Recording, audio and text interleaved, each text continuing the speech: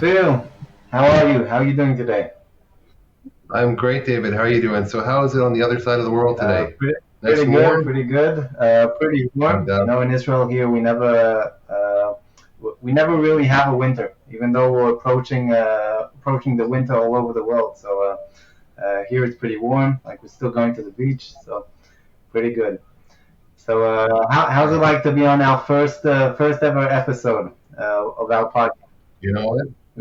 I'm really looking forward to it, and I'm looking forward to hearing from our fantastic guest, Yeah, a very esteemed colleague within the industry. yeah, I'm going to keep it a secret for now. I'll yeah, yeah, yeah. give it a few more minutes, So, and then we'll introduce our fantastic first Yeah, guest. before we do that, what do you think about what's happening at the moment with Line Five pipeline? That's actually a really good, interesting, a really great, interesting infrastructure question. As we know, the United States and Canada are interconnected with a web of pipelines going back and forth. And really, our economies are so interconnected. And of course, oil is the lifeline and the lifeblood of most of our industry nowadays, including automobiles, including manufacturing. And the conveyance of oil back and forth and the conveyance of pipelines back and forth across North America is really an important issue right through and through. Now, also, we have to remember that we have a lot of different means of conveying oil, and it could be oil through pipelines, which is the preferred method. You have oil through rail, which there was an unfortunate incident in Canada, in Quebec actually, Lac Mégantic. Approximately 5 years ago, a oil train was sitting above this small rural Quebec town, and they parked it overnight. The brakes failed. Unfortunately, there was a fire Wow, in the local brakes wow, failed, wow, wow. and the train rolled down into the city and literally destroyed the entire downtown of a city. And that was oil by rail. And of course, you have oil by truck, and that's also great exposure to risk. So when you're trucking oil from point A to point B, number one, it's very inefficient because it's very small, small capacity relatively to pipelines and buried infrastructure. And B, it's in the public at all times. So it's susceptible to traffic accidents and as well, just causing the issue of additional carbon in the atmosphere. The more trucks run, the more oil you need, and so on and so forth. It's a living Yeah, circle. what do you think is going to happen with the treaty? Well, of course, right now there's a dispute between Canada and I believe a few states, northern states in the states regarding Line Five. And Line Five is actually a line which starts all the way in Alberta and goes all the way across, and then passes through the north and the plains of the United States, and then crosses up into Ontario.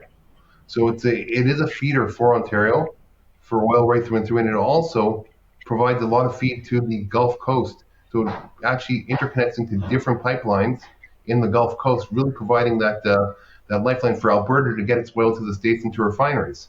So it's really an interesting aspect. Now, of course, these treaties have been set up to protect both the Americans and the Canadians, and hopefully they'll live up to the treaty, or the Americans will live up to the treaty, and the Canadians will actually come to some sort of agreement with them to actually provide them the ease which they want for the assurances of actually keeping that pipeline safe. Now, our guest today is actually he'd be a man caught in between two allegiances because Sam is Canadian and also American, from what I understand. Is that correct, That Sam? is correct. Yes, I have dual citizenship. Yeah. Yeah. So Okay, well, tell it'd be us a very bit interesting. about Sam. Yeah. So the first thing I want to talk about, Sam, is number one, Sam.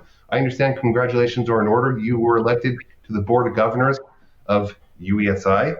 Is that correct, Yes, Sam? thank you, Ophir. Yeah, it's quite an honor to be there. Fantastic. And Sam is actually a gentleman who really has a footprint in the utility industry, in the utility academia industry, or in the academia, and also in the trenchless aspect. So I've seen Sam many, many times at no dig shows. I've seen him talk about many, many different topics. And from what I recall, Sam, your alma mater is actually University of Waterloo. Yep, I went to Waterloo, and then I have a master's and a PhD from the University of Illinois at Urbana-Champaign. So Oh, My very hometown interesting. is Waterloo, so And as a Canadian gentleman, what do you think about the Line 5 dispute? Or now an American professor? so I don't know if you know that I was actually involved in Line 5, the Line 5 study in 2008. Really? Yeah, so I partnered with, so the state appropriated some funding to Michigan Tech University, and I was part of their team, Michigan Tech and Michigan and Michigan State, several of the schools in the state, plus myself, were involved in a comprehensive study of Line 5 that we did for the governor back then. And part of what I looked at was consequences, right? If there was a spill, what would happen? What were the consequences of that?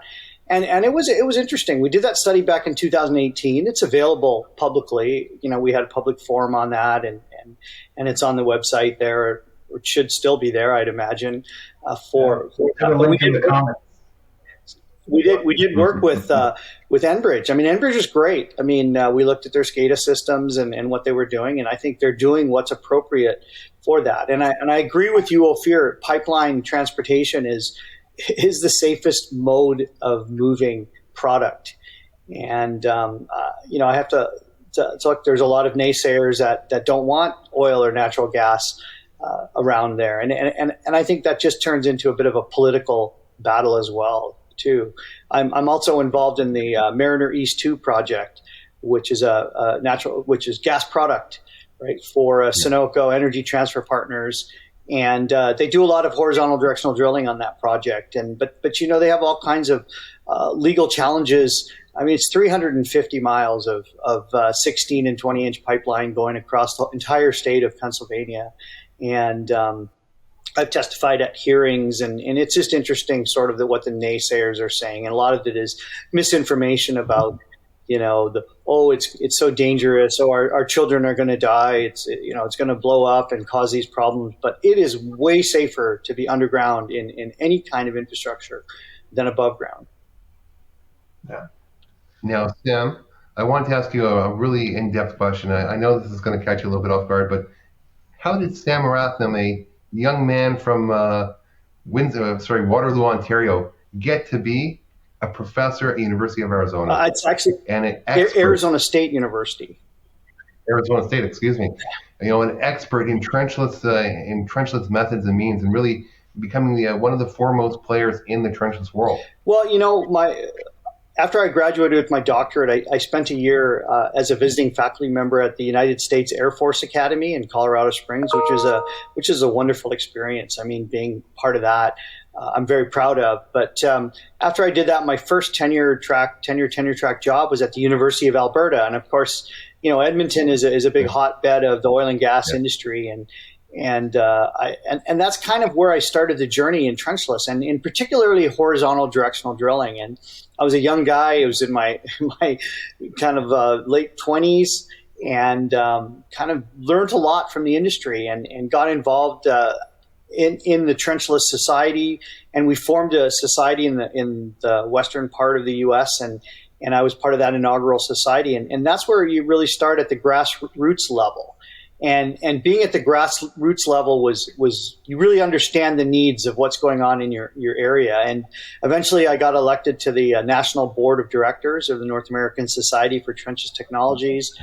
And then I was on the board for 6 years. And then I ascended to the International Society, where I became a chair of the International Society from 2010 to 2013.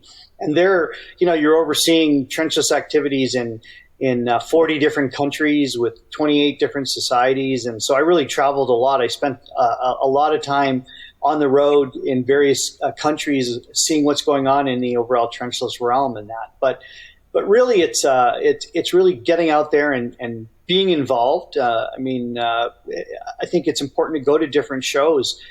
There's a lot of shows that showcase a lot of our trenchless equipment, our utility equipment. And as an academic, I feel that it's really critical to be there and talk to the people on the ground. I mean, these are the ones that are doing the work. They're on the ground doing this stuff, and I think it's important to be with them. And it's a learning process. I'm still learning a lot of things in trenchless, and I hope to continue to do that in my career. Sam, do you have any other passion within engineering except for trenchless? Because I know that you're the trenchless professor and you have a real ballywick in trenchless. But do you have anything else that you've been working on, or anything else you can talk about within your realm of engineering? Well, I mean, in terms of research and that, I mean, I have a really big project with the National Science Foundation right now. And what the National Science Foundation wants, American PhD students, so we're talking American citizens or green card holders, to really understand international, right? Because it is a small world. And so, in the realm of civil engineering, which is it was for STEM, but my colleague Dr. David Grau and myself, we wrote a proposal that partnered with the American Society of Civil Engineers, and we wanted to talk about civil engineering students anywhere in the United States. And so, basically, the deal with this is that they would get to go and spend a short time, so anywhere from a couple of weeks to a semester, at another university doing research with those folks there, and really understand how to do international type arrangements. And so we've partnered with universities in Sydney, Australia, Beijing, China, Edmonton, Alberta. We actually have a couple of people there right now because it's a little easier now to go to Canada with this COVID situation. We have one in Medellin, Colombia. We partnered with Indian Institute of Technology in Chennai, India. We're in Stellenbosch in South Africa, and at Ben Gurion University. Oh wow! I was gonna ask. I was waiting for the. Those are seven countries, and all top universities in civil engineering in every one of these countries that we're in. And unfortunately, with this COVID situation, I mean, the plan was to send all these cohorts out and each semester, and we've got delayed. I mean, it's still going to happen, and we're starting to do that as it goes away. But the beauty for myself is I get to travel to all these 7 wonderful countries, and some I've been to before, but some, like Israel, I've never been to, and I've always wanted to visit Israel. So I think that will be part of that. So that type of research is more, looking from an education perspective to see, what are the new civil engineering students and people going to really take out of it and that. But trenchless pipelines are, all those have been a really big part of what I do in research. I work with a lot of utilities, and that's the big thing, right? And trying to make the processes better, taking the engineering part of trenchless and applying those types of things, answering those questions that are unanswered that people have about how does it work. I mean, trenchless is relatively new, yet it's been around for a while, right? It's not open cut, but that has been around forever. But still, it's something that really we're seeing it, and I've seen the perspective of it globally, which I'm very blessed to have been able to do that. Sam, I wanted to ask you a question. In terms of risk within trenchless and utility, what do you think is the biggest risk to trenchless? Oh, 100%. The biggest risk in trenchless is striking an existing utility. I mean, that is, and I've seen too many of those. I get involved here in the U.S. on a lot of claims. So I'm the guy, if you hear of a gas explosion as a result of a utility, I'm the one that's actually typically involved in it. I have over a dozen of them right now going on. And they're really sad situations because it's a contractor, a trenchless contractor, usually a horizontal directional driller, and they're installing a utility. Usually, it's a telecom line or something typically, but it could be anything. And they come across an existing gas line, hit that gas line, and then, the result is never good. Right, I've seen my share of deaths and injuries that are very serious injuries in that. And so this whole mapping of the underground world and understanding where the utilities are really critical, because a small mistake.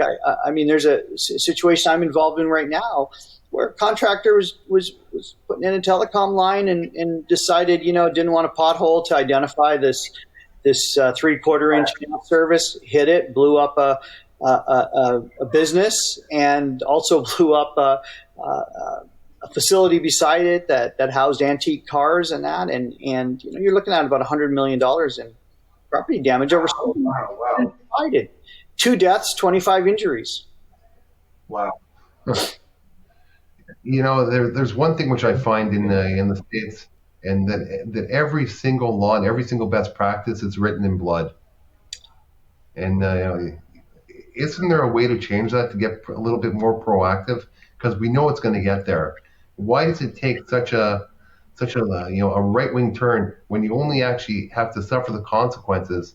In your opinion, why is that? Why is that our culture that you actually have to suffer consequences before we change things? Yeah, I mean, it's really unfortunate. I mean, it's like if you haven't seen it or it's not on your mind, then you don't think about it, right? And when you think about how much trenchless activities, utility activities are going on every single day, right? In all over the world. I mean, I've seen it all over the world. It's not just here in the U.S. But when you consider all of that, and in most cases, you're not going to have a hit. It's just when you do have a hit, and it can be very catastrophic. And if it's a gas line, in particularly with the sparks, I mean, it's sad. I mean, I could tell you stories of, there was one recently I'm involved with that, a woman sent her husband went to work, her two young kids went to school.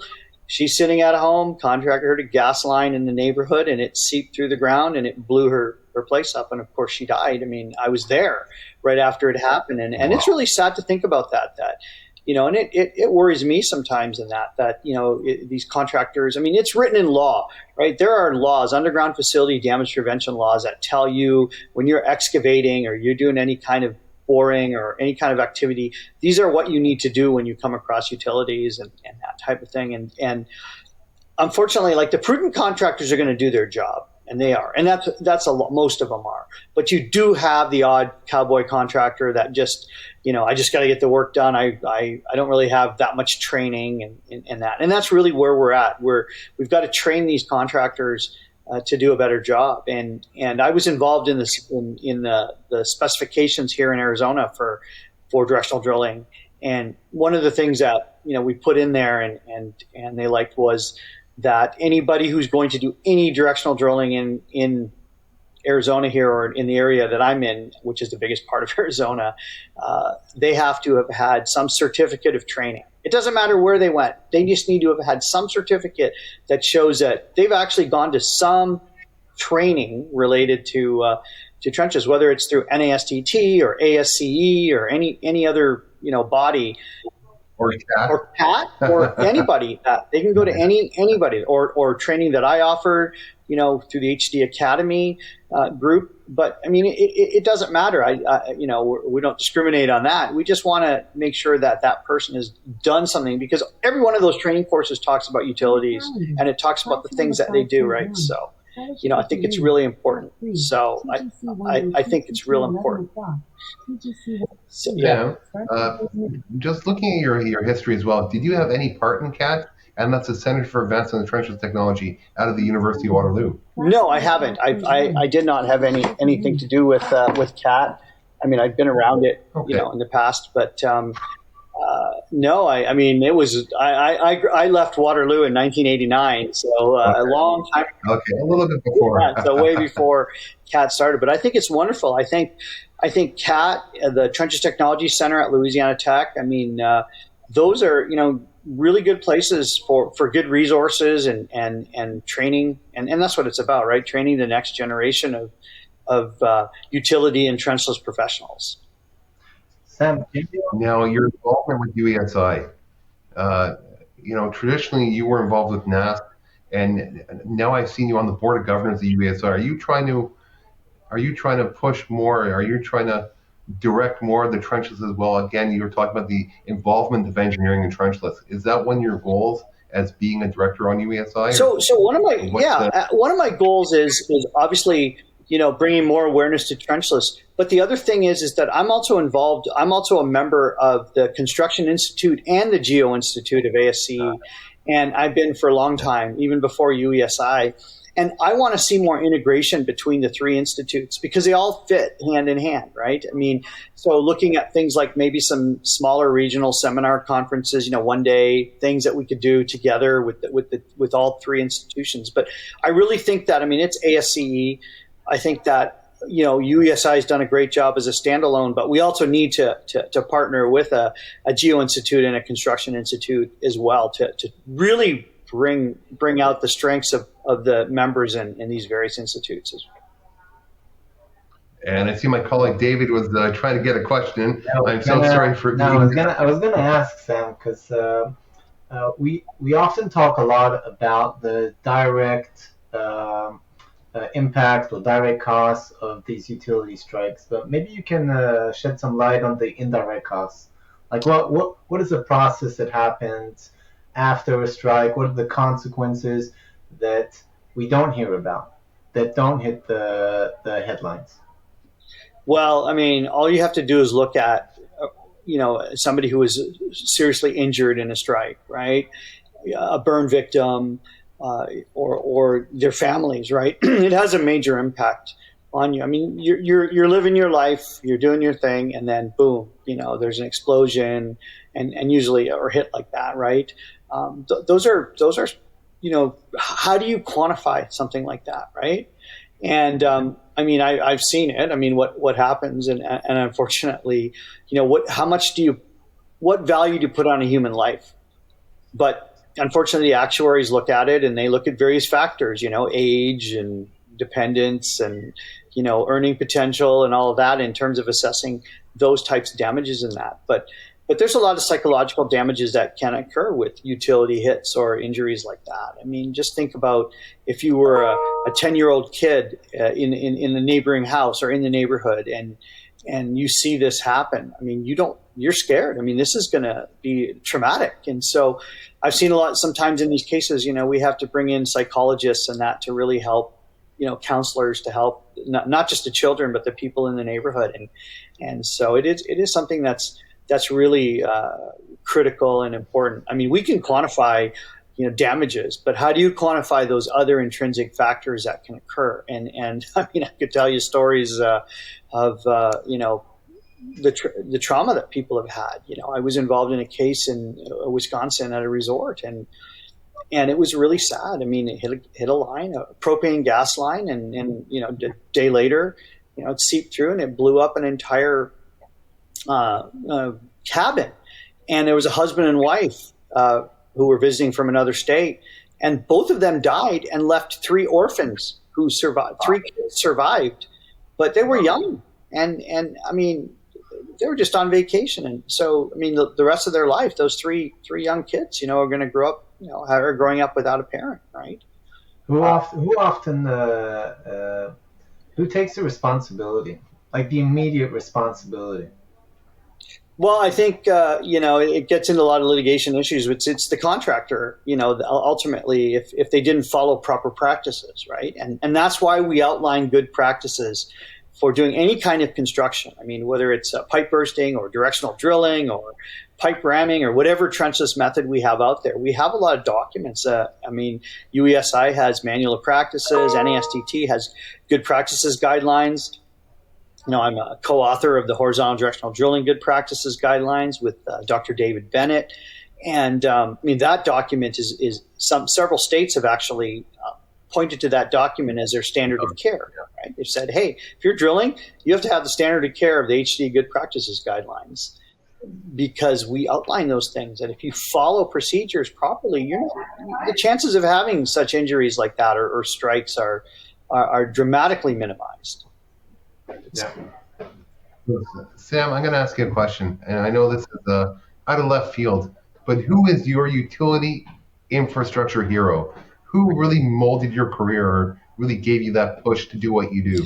Well, I mean, my career is not just utility infrastructure, but I would tell you that the guy who I think is the top guy in the world in utility is Jim Ansbach. I mean, Jim is just that guy is, I mean, he is a wonderful man, and he is so brilliant. And we've worked together over the years on claims and things like that in the past. And he just is, I mean, I can't say enough of Jim in terms of what he's done, and his impact in the utility industry has been absolutely wonderful in that.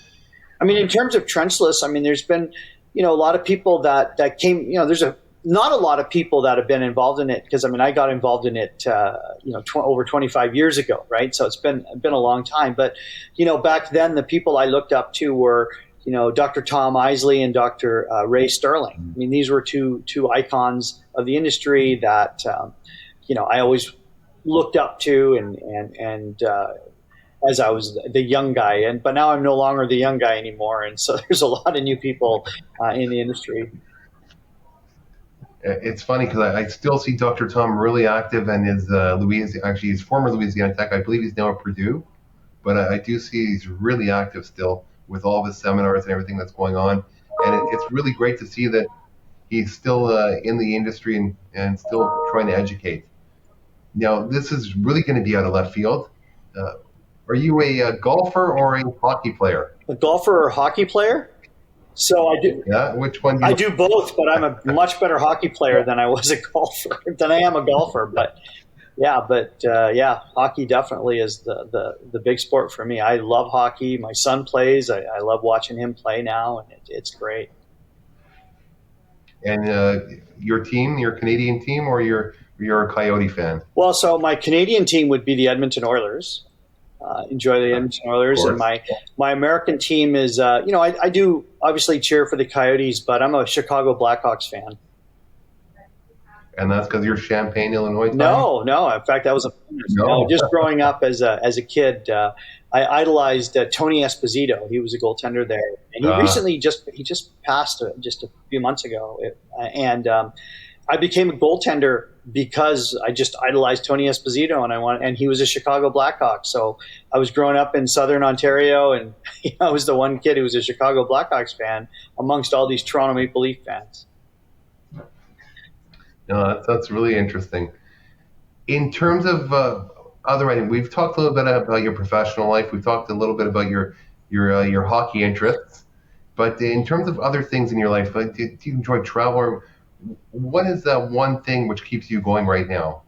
Well, I mean, I enjoy my job. I love my job, right? I love imparting the knowledge of Trenchless and just construction engineering practices to young people, right? And what gives me the most satisfaction is when these students, or former students, they graduate and they go on to jobs and careers within our industry. And I think that's the most important thing for me in that. And what I'm really proud of is I've got quite a few students who got their PhDs under me and are now professors at other universities, and they're teaching new people.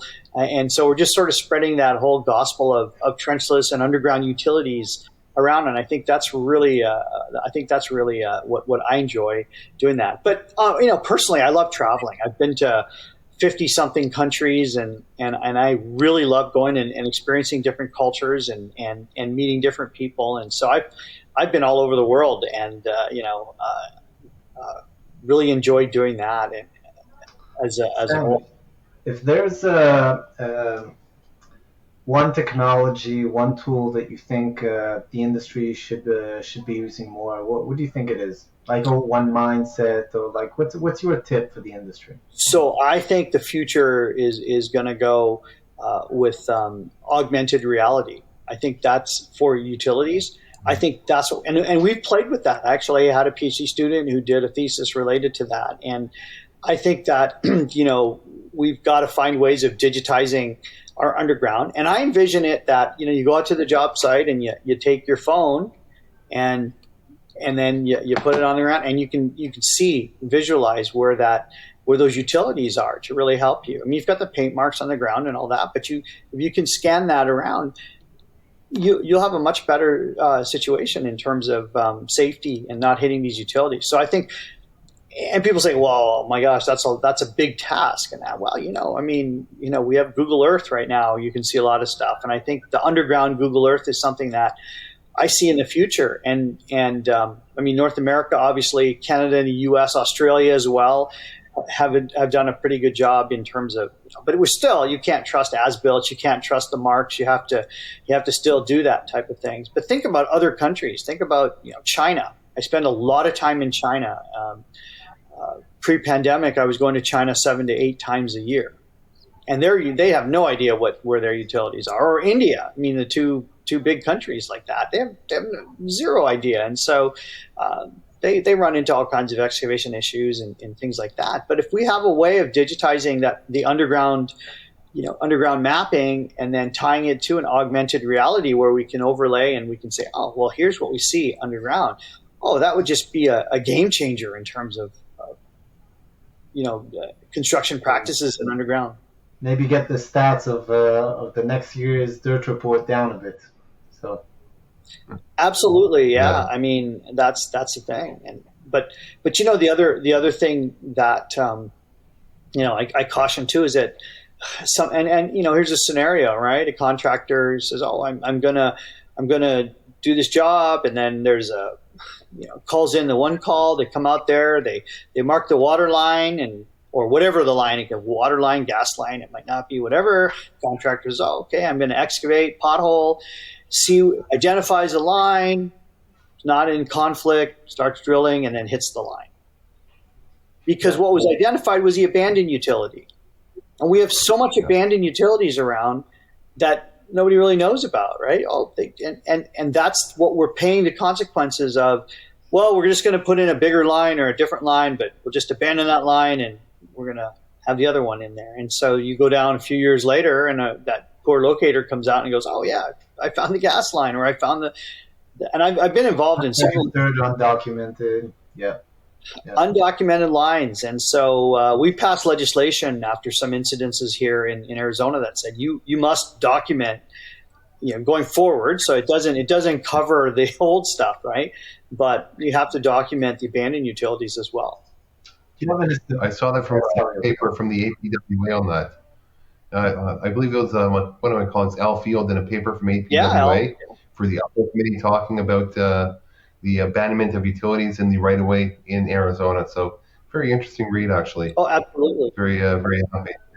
Yeah, and that's because of a situation where the gas line there was an abandoned gas line, and actually I was involved in that particular situation. It was back in 2000, late 90s, 2000, 2001 timeframe, and the result of that was a death. Wow. Sam, I'm going to ask you a question. Have you thought about coming up with a book, Lessons Learned and Guide to Utility Litigation by Sam Ariaratnam? Well, it seems like you've been involved in a lot of litigation and a lot of expert witnesses. Maybe you can put out your guidebook to Lessons Learned and really try to shake up the industry, saying, "Hey guys, wake up." Well, I mean, I haven't written a book in it, but we did wrote myself and a lawyer named Jim Prozek. He's quite active in the industry and the utility. He and I actually wrote a journal paper on an ASCE journal paper in legal affairs and that, talking about underground and the consequences of underground hits. And I think it really outlines what can happen with those types of situations.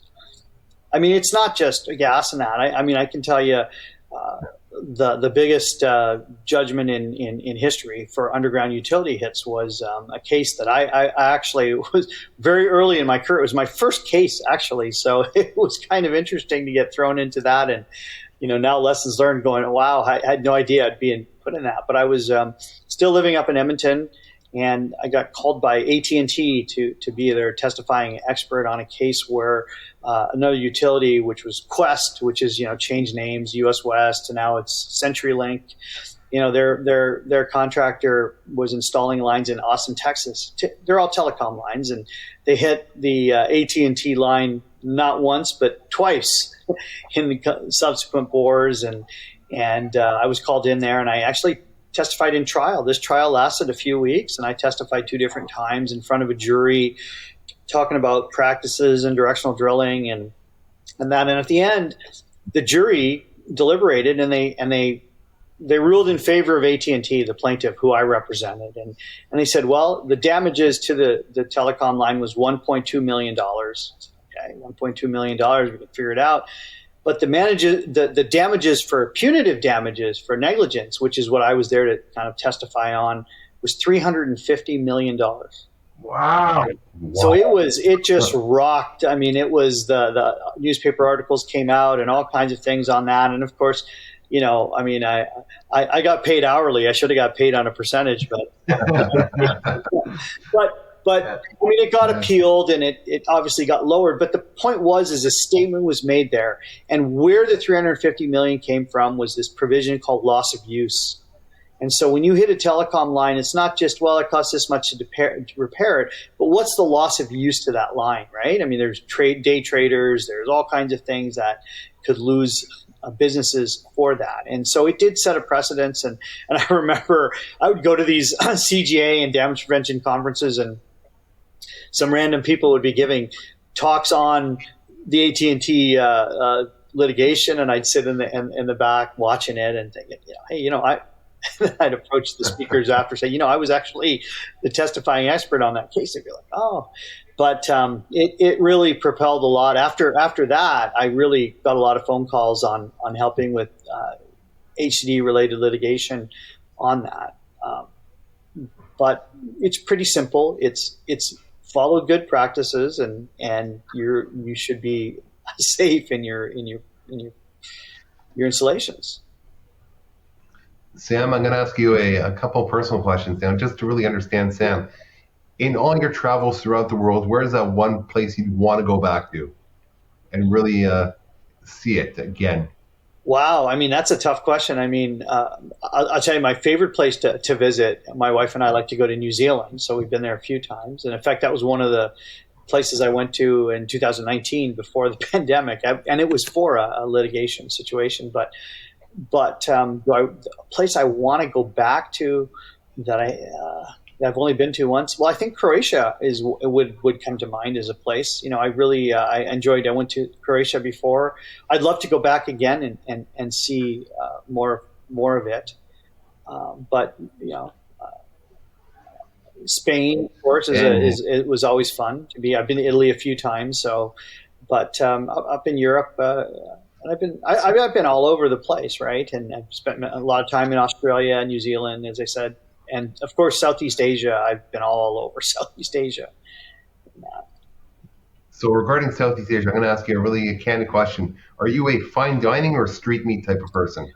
I'm both, and it depends where you're at. I mean, if you're in Thailand, yeah, eat street stuff, right? If you're in China, you're not eating street stuff.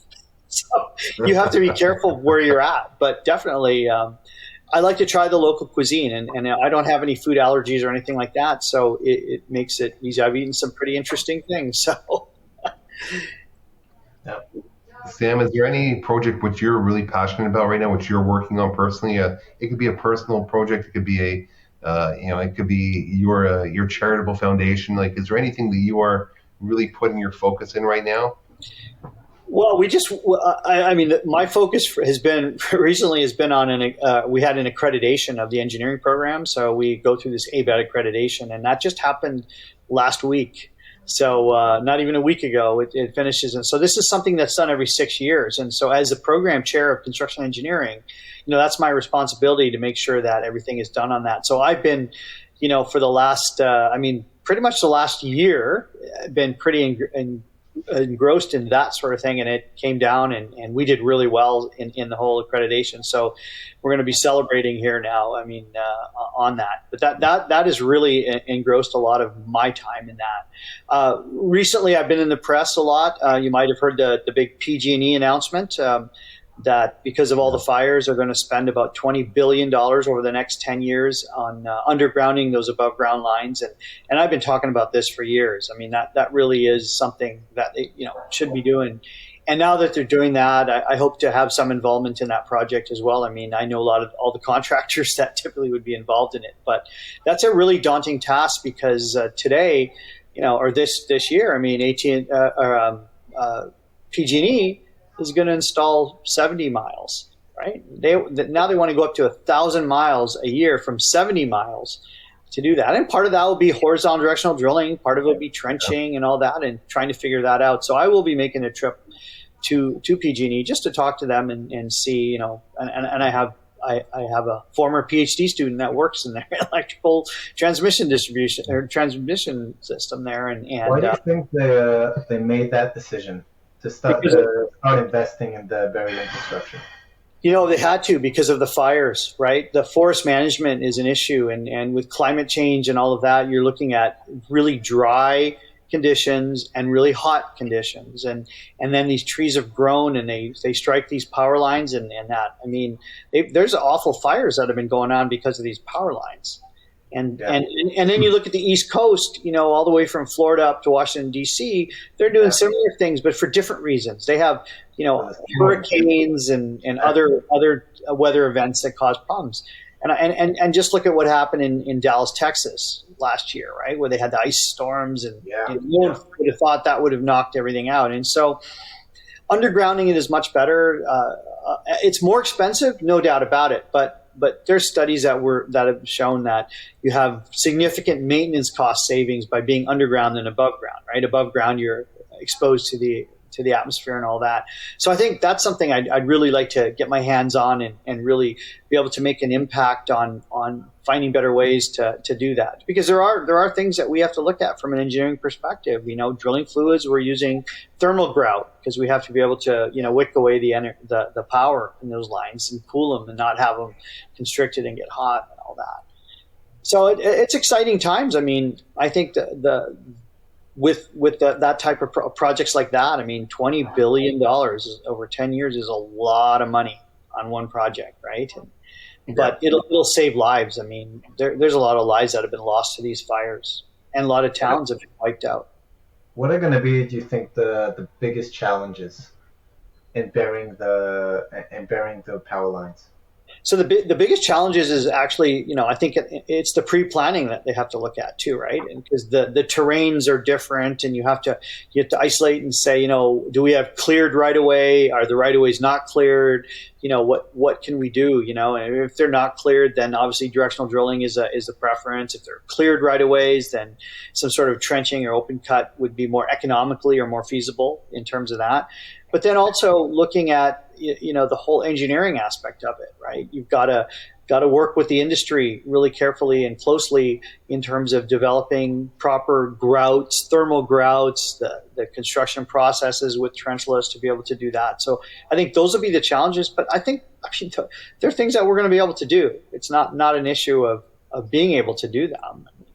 There's a lot of good, smart minds out there that have been involved in various projects. I mean, we've done undergrounding before, but never to the magnitude that is being proposed by PG&E. Yeah. Sam, I'm going to ask you just one question. The future. What do you see in the future of the technology, and where do you see yourself in that future? Well, I've been saying this for the last 15 years. I think that we have to find see-ahead technology for those drills. And I think whoever can invent that way of being able to have obstacle detection on the end of their drill, they're gonna be very rich.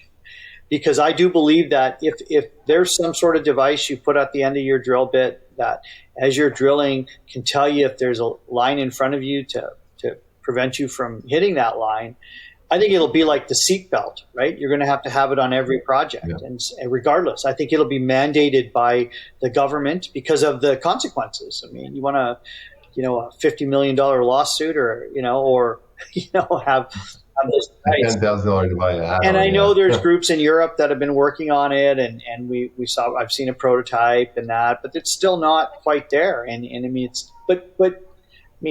we can send people to the moon, right? And we're still trying to figure out how to do see-ahead technology, but that's something I think, from a research perspective, and I know a lot of groups have been, the Gas Technology Institute and other groups have been really trying to work on finding ways to do that, and they have been doing that for more than a decade, but we just haven't been able to do that yet.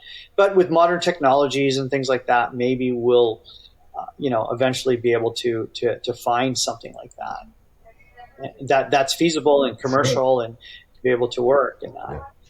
But where I see myself and continuing to be a proponent of underground utilities and the number one thing in anything that we do is public safety, right? That's it, right? No matter what construction project you're doing, whether you're building a train or you're doing any kind of high rise or anything like that, public safety is paramount. And I'm an advocate for that. And I think that it's really important that we as an industry continue to do things properly and always think about public safety and that we don't want some innocent lives lost or injuries because of some poor decision making that we made in our industry. And so I think doing that is really, really important. I think. Sam, I'm going to ask you one last question, Liz.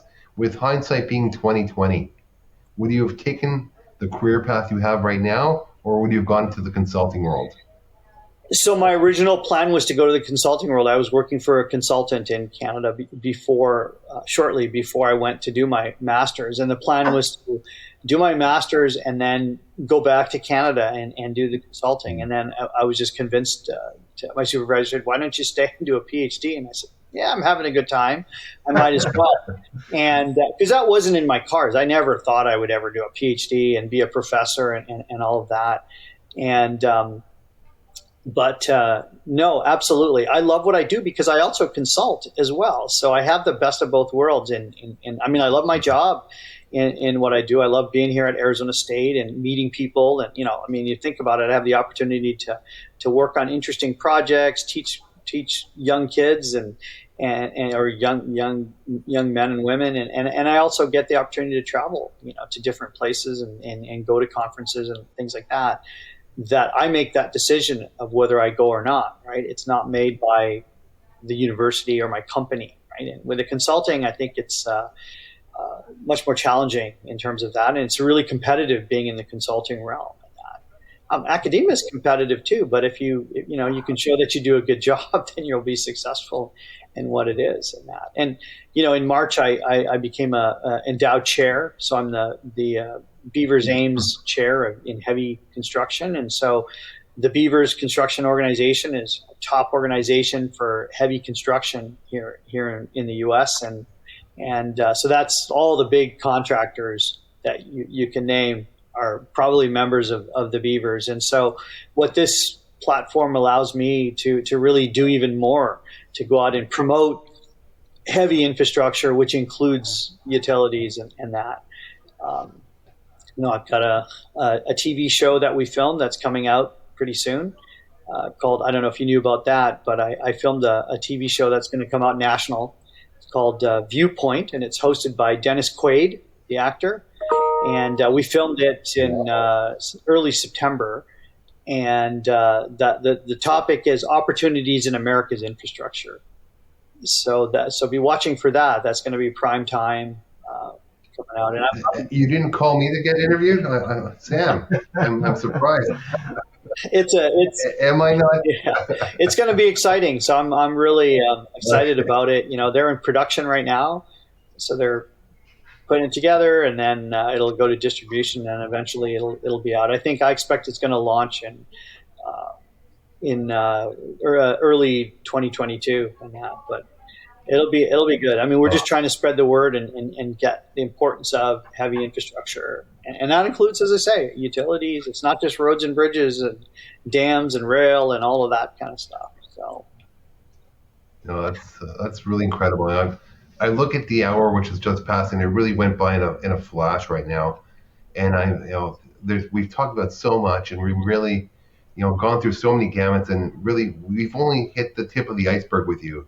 So I would like to maybe follow up in a couple months, follow up in a year, see how you're doing, see where you are, and see if you've achieved that or found that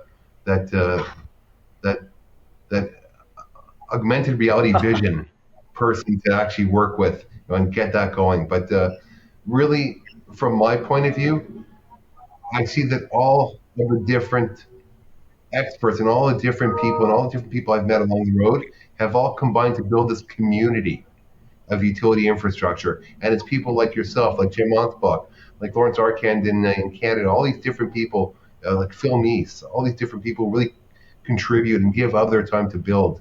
And I know one of the main goals, which I've had over the last few years, is really to contribute to the industry and really be a part of the community. And Sam, I know that we've talked quite often, and I've tried to rope you into a few conferences to come speak for me at a few of my UESI conferences in Canada, and I know I've called you a few times, and it's been tough trying to get you. But when I have gone to different conferences and seen you speak, it has really been eye-opening in terms of your vision of what's going on and the topics which you've been discussing.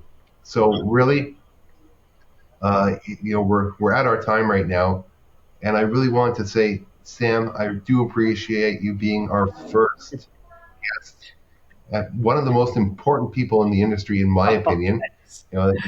Well, we're giving you the honor of being the first, and we really want to convey that we want to talk to you. We want to have that open dialogue with you and really understand what's going on. So if you ever have anything that you really think is podcast worthy, I want you to give me a call and I'll put you right on again.